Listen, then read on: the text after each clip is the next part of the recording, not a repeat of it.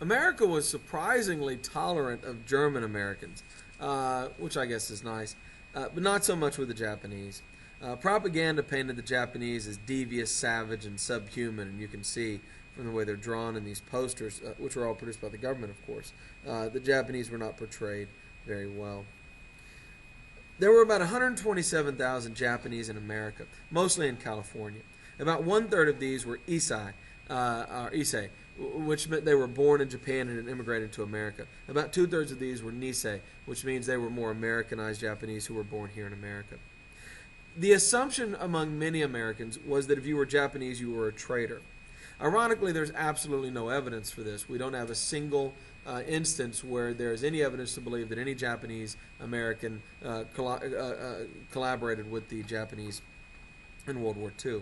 Ironically, there were a number of German Americans, and I am German American, who were arrested and found to have collaborated with the Germans, yet the Germans faced very little discrimination while the Japanese faced a great deal. In fact, in February of 1942, military advisors, as long as California Governor Earl Warren, will pressure FDR to intern the Japanese.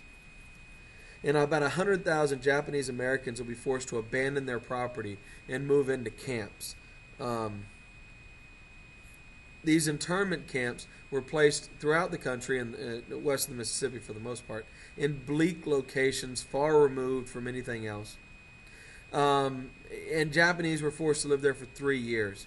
They were given very few supplies, and of course they lost their income they could have been making at the time, as well as in many cases they lost their businesses, their homes, and a lot of their possessions. They were frequently given less than 24 hours to pack up all their things and be taken to the camps. And they went without a great deal of resistance. In 1944, a lawsuit came to the Supreme Court fighting this internment, Korematsu v. United States. But the court ruled that in the name of national security, this extraordinary action was allowable. In the late 1980s, I believe it was under the Reagan administration, reparations were authorized to repay any living Japanese who were still around in the late 1980s who had been interned in the camps. There was a program put into place to try to repay them for their financial loss. But this is one of the great kind of black marks on the Roosevelt, the FDR legacy, as well as America during World War II generally. It was a good time for Chinese Americans. If you've been following the course up to this point, you'll know that the Chinese have been treated pretty awfully in America over the years. But because China was our ally, remember the war really begins when Japan invades China. The American government launched a program to try to make Americans more sympathetic to the Chinese. The Chinese Exclusion Act, the law passed in 1882 banning Chinese immigration to America, was repealed to allow Chinese refugees to come to the United States. A quota of 105,000 Chinese a year is established. About 4,000 Chinese women enter as war brides. That is to say, they had married an American serviceman who had been serving in China. A great many American servicemen served in China during the war, including for a time my grandfather. Racism against the Chinese declines generally.